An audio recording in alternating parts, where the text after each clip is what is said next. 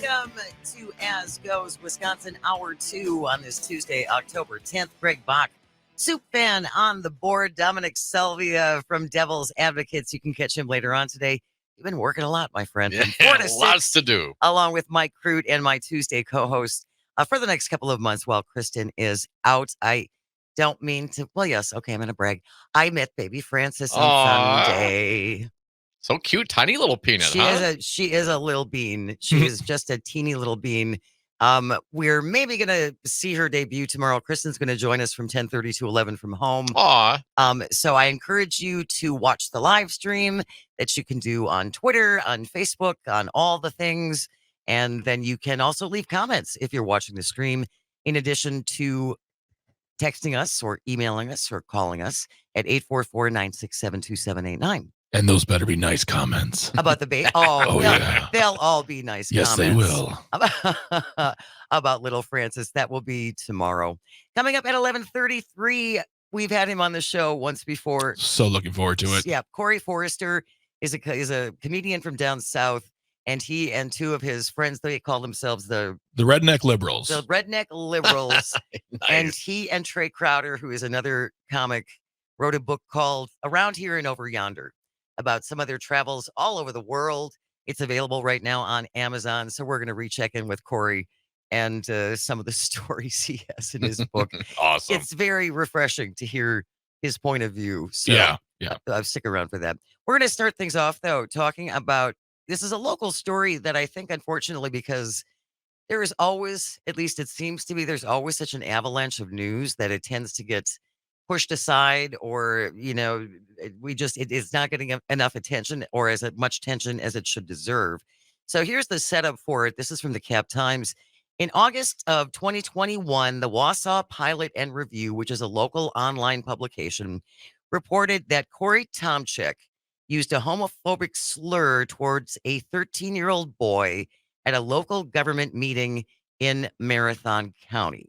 Now, this was before Tomczyk was elected to the Wisconsin Senate.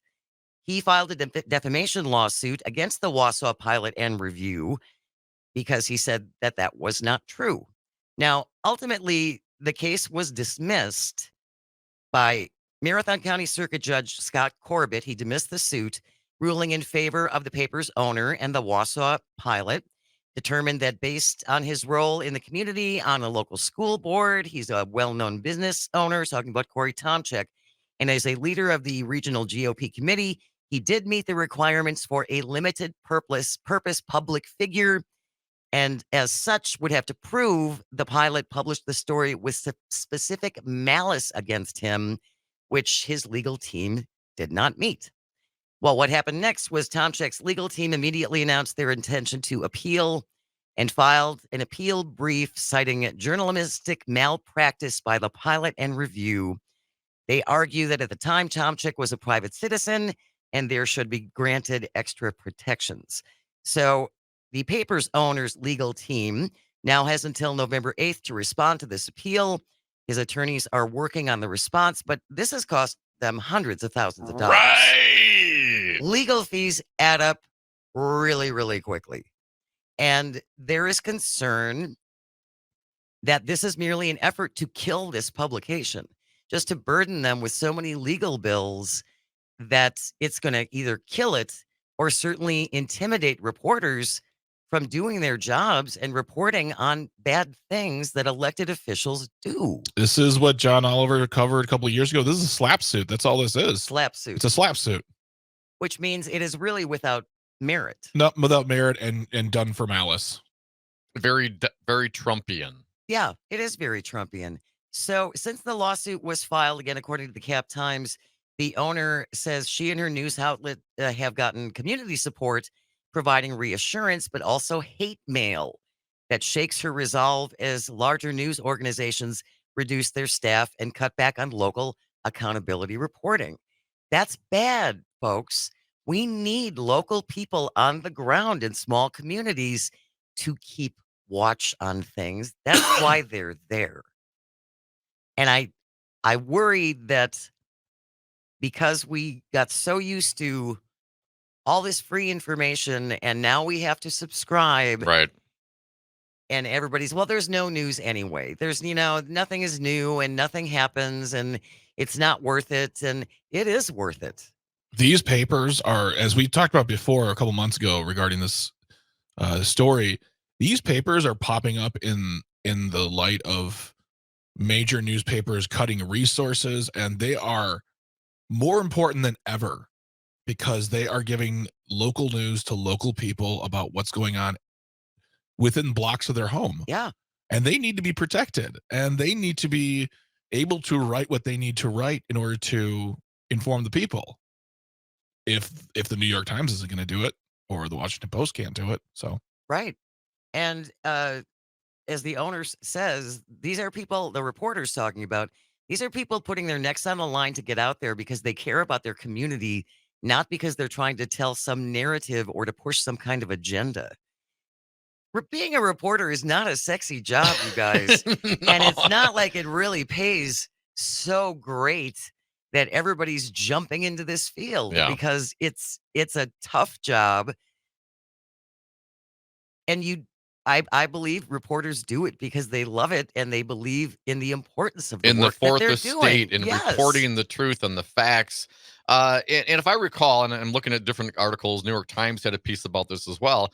But apparently, several community members present at the meeting also heard Tom Chick call this 13-year-old teenager the homophobic slur. Yes. So it wasn't, this is It wasn't. You're these right. are witnesses. These are other Yes. people that were in the room that said, "Hey, this is what he said."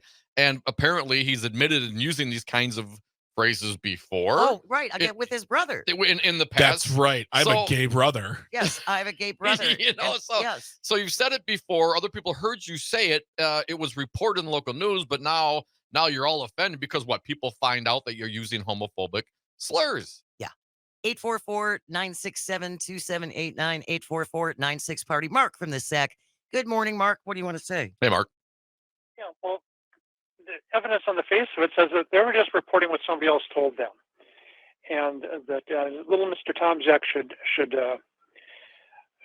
get some adult underwear and actually fess up to the fact that he actually said this, and that because he admits he said it, he uses the word, and that it is just a SLAPP lawsuit. And what should happen next is the next time it comes up, the judge should say, "This is a ridiculous suit, and you're going to pay for their legal bills. You're going to pay for the people you're suing's legal bills now, Mister." And how is he affording this? Who's funding his? Is he funding it himself, or is he getting assistance from the Republican Party, or who is he getting assistance for his legal bills from? And that should be public knowledge too, because he's using the public, the trial system to present this lawsuit.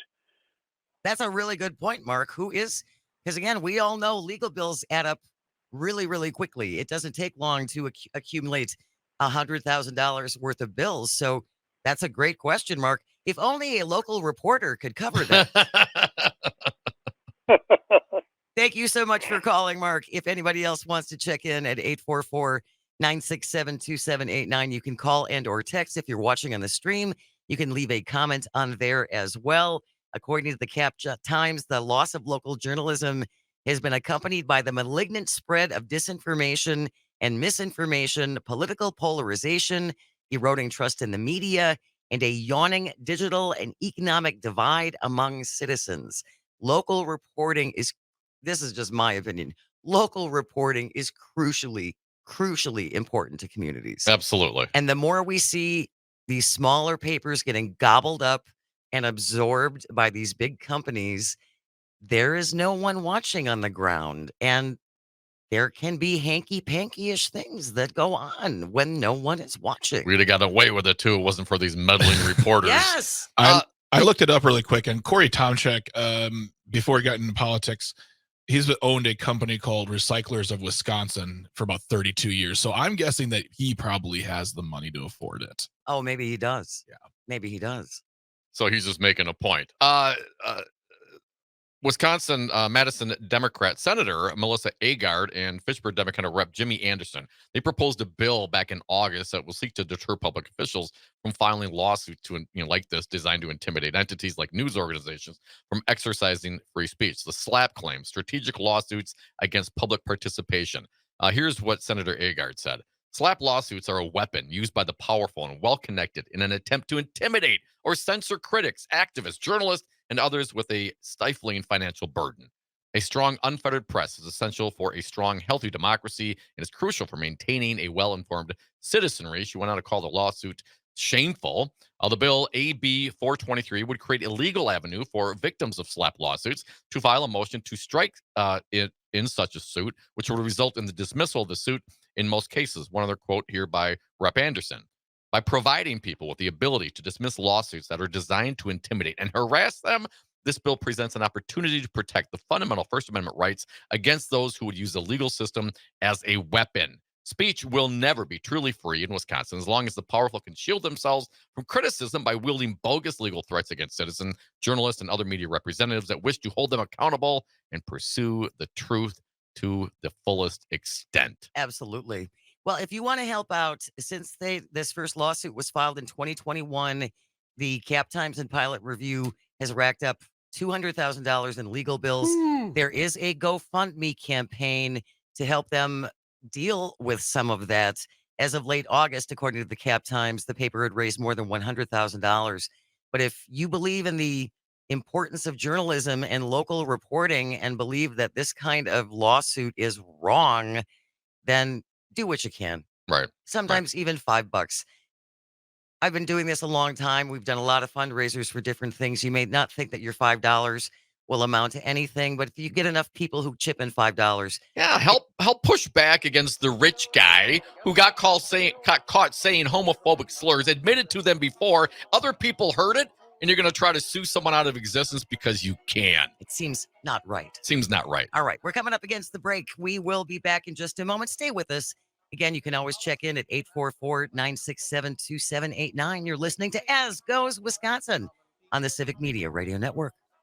Welcome back to As Goes Wisconsin. 20 minutes past 11 o'clock. Jane Matnair in for Kristen Bry.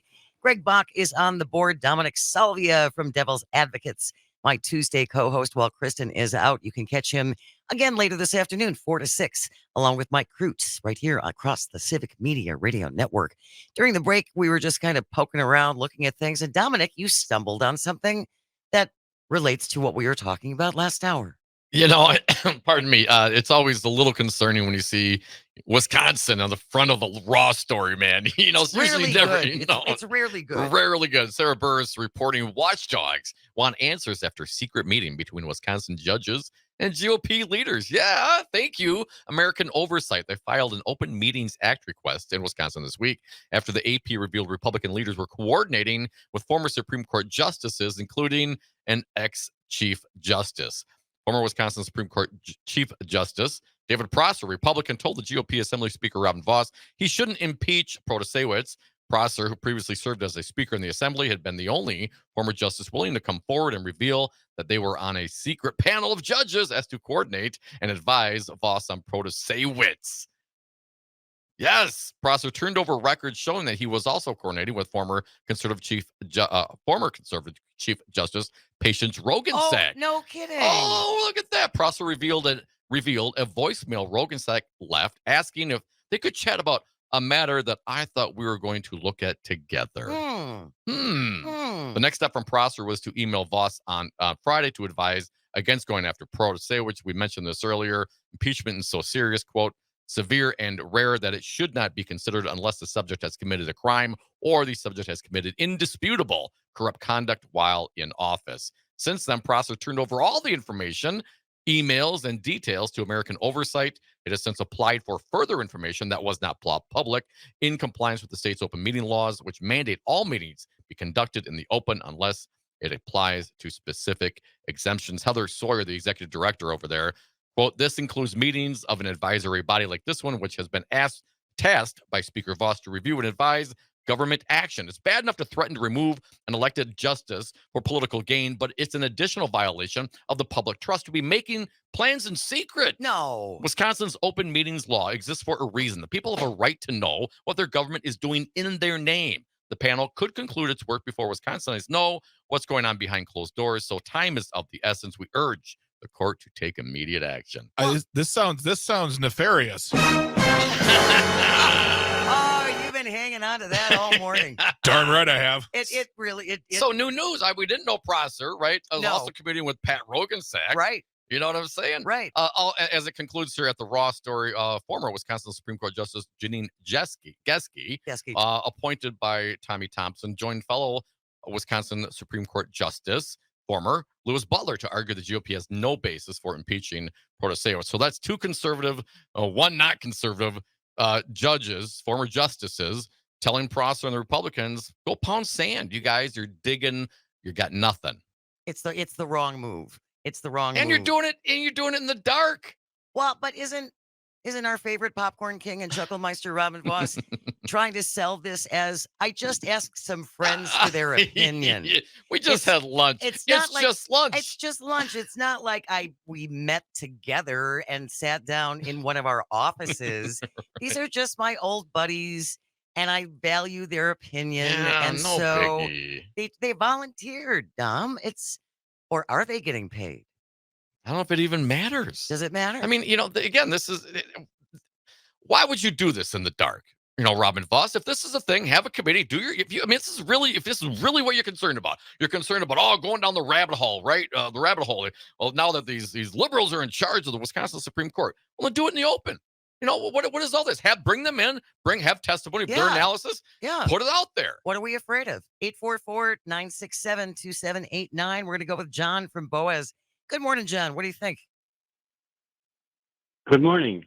One of your fans in Boaz here, which is me, is wondering, how does it feel to be a new mom, and does the baby's eyes open yet? Well, the new mom is still at home. Kristen is still at home. Yeah, I know that. Okay, so she's going to be joining us tomorrow. She's going to join tomorrow from 10:30 to 11.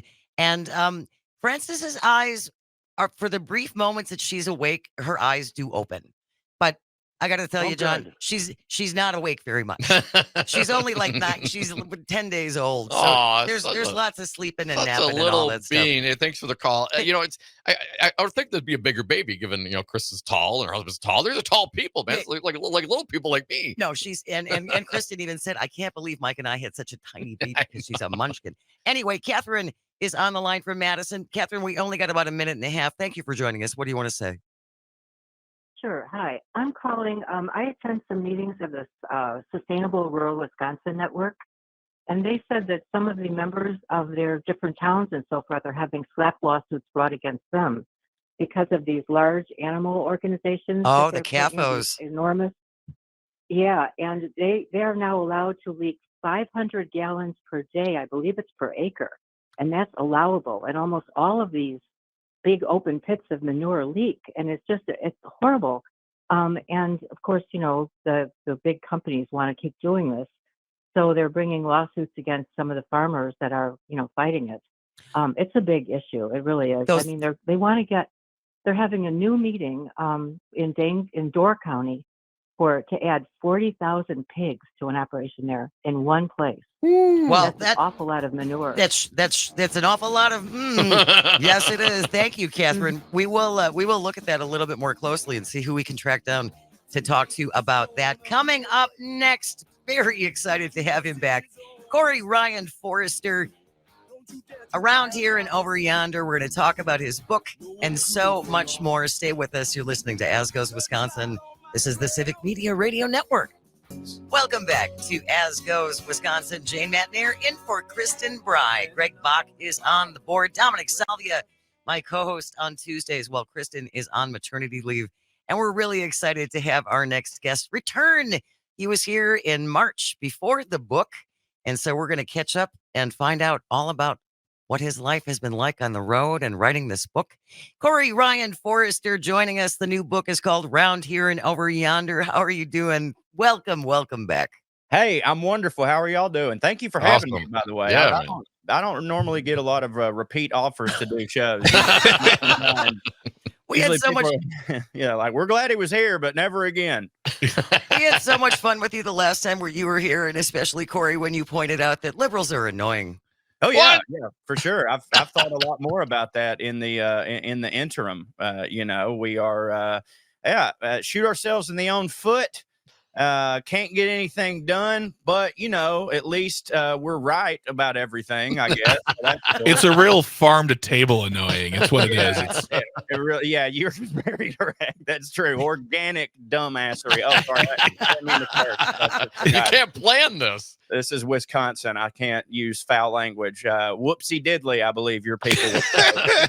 There you go. There you go. That's a good one from your part, right? Your part of the country. Tell us about the book that you and Trey Crowder wrote called "Round Here and Over Yonder." Well, Round Here and Over Yonder is we call it a hillbilly travel guide. Basically the contention of the book is the stereotype is that hillbillies don't go anywhere. Which is, true for the most part. Most people that I know and a lot of people with my accent haven't really left their, on a zip code. Now, here's the deal. A lot of that is because, some people are like, well, there ain't nothing better out there than is here, but at the same time, I try not to pick fun too much because a lot of it is sincerely just financial reasons. A lot of people can't afford, and I've been very blessed as a stand-up comedian. One of the reasons that attracted me to that job, even when I was a child, was like knowing, because you grow up in the South, you assume you're born here, you're raised here, you're going to die here. And I was like, well, here's a job that I'll have to go everywhere. And not only will I have to go everywhere, I'll get paid to do it. And so this book was us basically saying, here are the perceptions of not only the South, which is where we're from. That's the first part of the book. Here's the perceptions everybody has. Here's the reality. Then we did it for the rest of the country, the Midwest, the Pacific Northwest, Boston, all these places we've been where we, even though Southerners hate when we get stereotyped, we can't sit here and say that we don't do it to everybody else too. So in the book, we tried to point out, here's what we thought before we got to Boston. Here's what we found out. Turns out it's more racist, stuff like that. And then the back third of the book was the UK. We convinced HarperCollins to send us to the UK. A long dream of both mine and Trey's, we're huge Anglophiles, was like, we want to go to London and Scotland.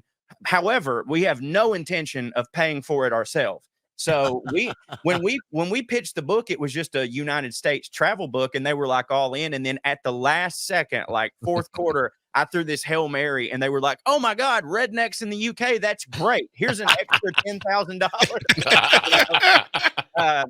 So basically, yeah, a lot of it, it's more fun than anything. If you read my first book, The Liberal Redneck Manifesto, that was clearly politics. That was clearly reactive to the Trump administration. And I'm not saying that some of my beliefs don't bleed into this book because, you write who you are and what you know. But this is really more of a fun one that we're trying to showcase that in all reality, as different as we all are, we're more the same than anything else, Corey, I got to ask you, man, what are the assumptions that you think that we, here in Wisconsin, have about folks like you in the South? Well, and which ones are true? In Wisconsin, it's probably different because y'all are known as a bunch of idiots too. So we probably have a more kindred spirit with some people from the Midwest. You know what I mean? The Midwest and the South aren't really that much different in people's perception because, it's East California and New York are the one. It's those are the two main things, and then everything else in the middle is where the stupid people are, right? But I would say, and it's and I know that not everybody feels this way, but we definitely have considered the dumbest accent. When you hear a Southerner talk, and by the way, I do this too. When you hear a Southerner talk, your first impression is not, "Oh my God, I bet this is a Rhodes Scholar." You know what I'm saying?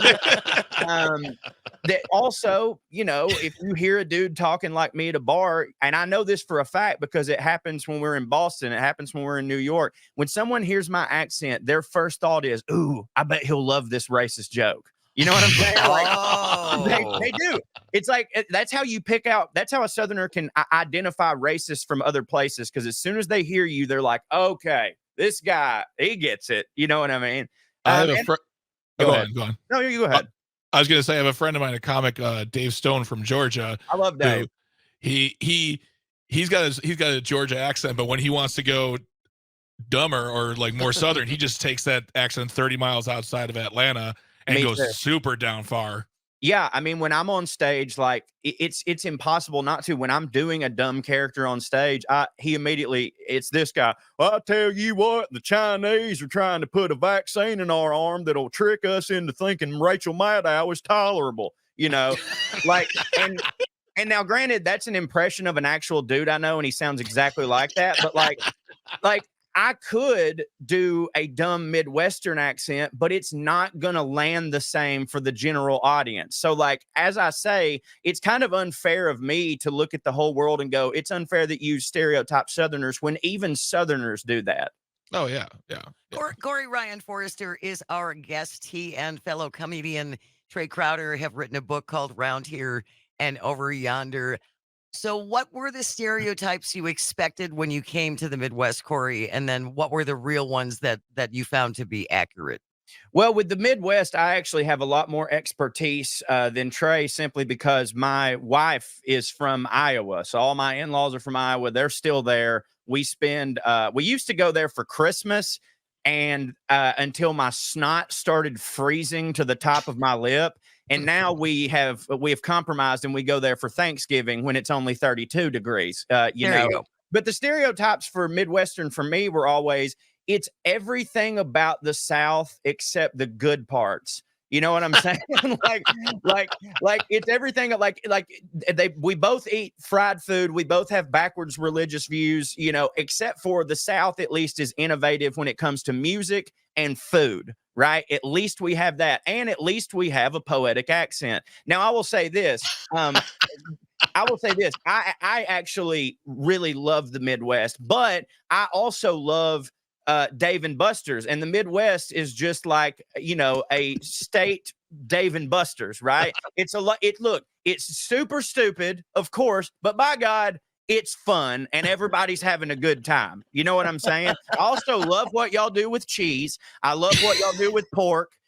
So, those were the stereotypes. And I think too about the Midwest is like, they have this like religiously and like, they have the same values as the South, but they're a little bit more vanilla and a little bit more boring. You know what I'm saying? Whereas the South kind of has pizzazz. I do find a lot of that to be true. However, I will say that Southern hospitality is not exclusive to the South. I've met some of the nicest people in the world in the Midwest, and I think that we have a lot in common.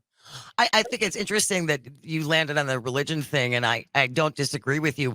I think the South tends to be a bigger fan of the Old Testament and fire and brimstone. Yeah.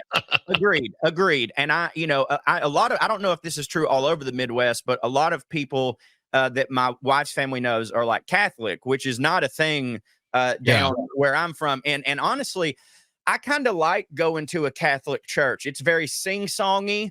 Like they literally sing everything. Like, of course, they sing they don't have the hymns like we do, but like they will literally, the dude will just break out into song. He'll be like, and after the service, Miss Sylvia has made some chicken. And it's also like every service is the same. Like they've got a script. It's like, look, this is what Mass is. Whereas in a Baptist church, dude, they'll go off script just depending on what Fox News said that week. Now, obviously, we all know that the Catholics are not all perfect, but I do find their services to be a little bit more rhythmic sometimes, It's more laid back. It's definitely like, if you fall asleep, it's fine. It's it's like the ASMR of churches. It's not going to really, it doesn't get you excited. Yeah, the preacher's wearing a robe, not some stupid got great costumes. Yeah, not some stupid tie that looks like the inside of a coffin. Wine. And there's much less talk about smiting. I think there's just there's less smiting.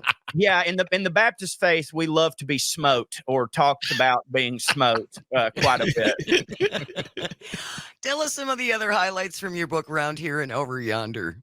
Well, Scotland was probably my favorite part. I'll say. I mean, I like the entire UK, but that I want to say like, oh, I had equal amounts of fun doing every single part of the book, which I did. But the UK was the part of the book that we traveled there exclusively for the book. We'd never been there before. Everywhere else, we went back to refresh ourselves, but we'd already been there a million times, so we kind of had it, But the UK was a completely brand new experience, and as a writer, a brand new experience just opens you up so much more than something you've done before.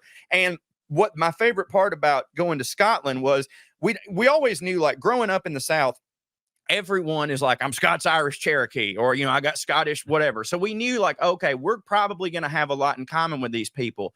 But it was like amped up, times 11. Like, when we're in London, I love the English. They're great, but they're a little New Yorky in the way that, like, I'm not saying they're mean to you, but they definitely don't care if you're here, Whereas as soon as we got to Scotland, all of a sudden people were just nice and and I was like, this is Southern hospitality. These are our people. I totally understand this.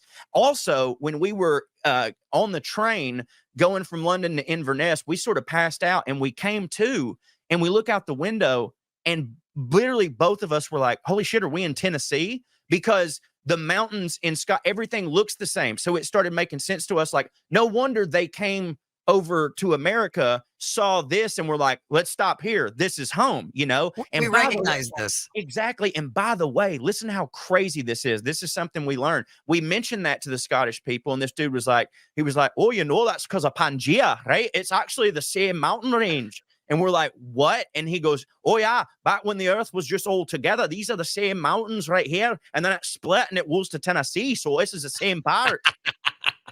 That's a really good Scottish accent, Corey. Well done. And I would just like to overhear a conversation between you and Trey and two Scotsmen after you've had a couple of drinks in the bar. Jane, listen to the book. Listen to the audiobook. Yeah, they talk about conversations they have. And one thing I felt when I was listening to the book is that, as much fun as you were having in the United States, there was a sense of wonder that you even came through on listening to the book. Okay, well, thank you. Yeah. Yeah. I mean, it was fantastic. I love your first book, and I really love the second book because, as someone who's traveled for comedy, there is that thing of like, what are you expecting? What are you going to get? And how do you have fun with it? How do you connect with people, especially new people? Yeah, the books couldn't be more different, and even with, like, in the way that we wrote them, because the first one, it's kind of like our first book was kind of like a singer's first album. That's the one we worked on that. We technically worked on that book our whole lives. We wrote it in 6 weeks, but it had been in us our whole lives. And a lot of it was coming from a place of pain. Now, we try to make jokes out of pain, but a lot of it was like reacting to some, atrocities that we thought were going on, not only in our region, but in the country at large. And in this book, Round Here and Over Yonder, I really think it comes through how blessed we both feel to be doing this as a job and how wonderful it was. Like, there were so many moments while I was writing the book, which, by the way, even if you love it, writing is hard and taxing. And like they say that, like, actors love acting, writers love having written. You know what I mean? We're going to talk more. We're coming up against the break, Corey. We're going to keep Corey Ryan Forrester with us through the break. He's a comedian who has written a book with a fellow comic called Round Here and Over Yonder.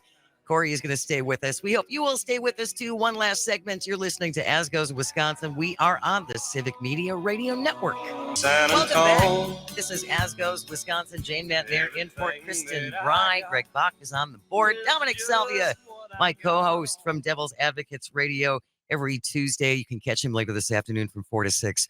And then our special guest as we round out the end of the show. So glad to have you back. Corey Ryan Forrester is a comedian who travels all over the country and is out with a second book along with fellow comic Trey Crowder called Round Here and Over Yonder. Any other things from the book, Corey, that really stick out to you? Well, number one, if you're planning on going to Scotland, do it, especially if you're a fan of Game of Thrones, because it is so amazing how quickly you go from, oh my God, this is the Tennessee countryside. This is hillbilly heaven. There's probably a banjo and a possum being, taken advantage of by someone with two teeth, to turning over and going, oh my goodness, that is the castle from Dragonstone where Khaleesi lived. It's crazy. That's awesome. I don't know if any of what I said made sense to anyone but me. No, it all made sense, friend. I got it. Don't worry about it, Corey. As we mentioned, Kristen Bry, who is typically the host, is on maternity leave. And I've been following you on Twitter for a while, Corey, and I know that you are a relatively new dad. How old is your son? My son is about to turn 7 months old. So, yes, I am a dad, but I'm a stay-at-home dad, which in the South means I'm a mom. You know what I mean? So, We just had a comic on last week talking about being a stay-at-home dad and the things that you like. Oh, you're babysitting your kids. Like, no, I'm being a parent right now. dude, that stuff that used to, like, I used to always think about, what you just said even before I had a kid, but now even more, like when people are like, oh, it's so like the bar for being a dad is so low that I look amazing by just doing what it is that I'm supposed to be doing. Like people will go, it's so amazing how much you help out with the kid. And I'm like, help out? It's my kid. You know what I'm saying? Like no one's patting me on the back for paying the mortgage. Like that's what I'm supposed to do. Do you have any tips for Kristen and her husband Mike now as their new parents? And baby Frances is only like 10 days old, so she's just a little squirt right now. Now, I can say, obviously, when it comes to parenting, nobody likes unsolicited advice, and every child is different. But I will say these are some things that I'm glad that we did and worked for us. Number one, I would say, when your baby's sleeping, don't walk on eggshells around them. Like, don't be like, oh my God, the baby's sleeping. Oh my God, the baby's sleeping. Here's why. Because you are purposely making them a light sleeper. Live your life and they will get used to it. And then every single noise won't wake them up. Right. And that's another thing, is just continue to live your life. I think a lot of people, as soon as they have a child, they go, okay, literally everything is different now. I must go completely by the book. Like my wife, when we first had him, she immediately, like he's 4 days old, and she's immediately got Miss Rachel and like Coco Melon and stuff on it. I'm like, he has no frame of reference. He doesn't know. Like, so just watch whatever there will come a day. There will come a day when that baby goes to school and all his friends are talking about these shows and he's going to want to watch it, right? But until then, dude, me and my son have been watching Dexter. We're rewatching Justified. He loves it. You know what I mean? Murder movies, like all of this stuff. He's too young to be able to repeat it. He just likes the colors. You know what I mean? Like, so I tell my sister, like my sister thinks like, oh, my daughter, she's got to watch every day we got to watch Beauty and the Beast and Mamma Mia. When I watch her, I put on Guardians of the Galaxy and she loves it. I'm like, you guys are intentionally making yourself miserable because we've been conditioned by the world to believe that being a parent is the hardest thing on earth and it has to be miserable. I'm here to tell you that it does not. Now, there's going to be hard times, but do what you want to do and your baby will acclimate to your environment. Corey Ryan Forrester is our guest. He's a comedian and an author, along with Trey Crowder, of a new book called Round Here and Over Yonder. Corey, I gotta ask a question. I'll preface this by a little quick travel. Steph and I, my wife and I, went to southern Illinois, to the mountains and the caves, and did a bunch of hiking. And I had no idea how far north the South really went. Yeah, that's so right. As far as I look at, man, I think like the South starts like south of Chicago. From your perspective, where does the Midwest start? Well, honestly, a lot of people say Kentucky, the top of Kentucky, which is weird to me, but I will speak to the overall theme of your question, which is this. We as a society have been for years, and I assume it was because of the Civil War and how the Mason-Dixon line was divided. We have assumed that values run north and south, when realistically values and cultural ideals run city and rural, correct? So if you drop someone off in Washington State, in the right part of Washington State, and you didn't tell them where they were, they would assume that they were in Mississippi, right? So that's just how it goes. Like, so I've met some of the biggest rednecks in the world in Illinois, right? And as I said earlier, the Midwest and the South have a lot in common, but I've also met some of the biggest rednecks in the world in New York State, right? Because as soon as you get out of the city limits, and it's, you know what I'm saying? All of a sudden, it's just, the only difference is accents and what it is that you shoot. Some people have moose, some people have deer. That's it. It's how you sound and what you shoot. That's the only difference. Corey, I have we're coming up to the end here, but I want real quick. You like the new season of Justified? Have you watched it? I've watched the first couple episodes, and then as soon as I got through the first two, which I did, it's definitely a different feel, right? Which obviously it's slow. It's a slow burn. It's slow. I decided, I was like, this is a little slow for me right now. You know what I'm going to do? I'm going to rewatch the entire series of Justified, and then I'll be super pumped for it again. You know what I mean? So I did like it, but like, it wasn't my Justified, but like, of course it's not. They're doing a different thing, Yeah. then also as far as like Chicago, you guys talk about Chicago. I want you and Trey to come to Wisconsin Yes. and understand what real drinking is. You think Chicago drinks? That's cute. It's Aw. adorable what they think partying and drinking. They say Come the to same about Wisconsin, y'all. where 41 of the drunkest counties out of 50 are right here in this state. That's what Come I've to heard. Wisconsin. I've been to Wisconsin several times, but Madison, which is like a college town. So that's a different type of, it's like, it's Midwest, but it's also college kids from all over. So maybe I didn't get a proper feel. Come to Milwaukee. Come to Milwaukee anytime. Yeah, man. Yeah. And we'll love to have you back on the show anytime. You and Trey, and we can talk about books. We can talk about accents, anything you want. It's just always so much fun when you're here. Well, y'all Corey- got my number. I appreciate it. Absolutely. Corey Ryan Forrester, check out his book called Round Here and Over Yonder. Follow him on Twitter and come back and join us tomorrow morning starting at 10 o'clock. News is next, followed by William Walters and the Town Call. Have a great day. You're listening to As Goes Wisconsin. This is the Civic Media Radio Network.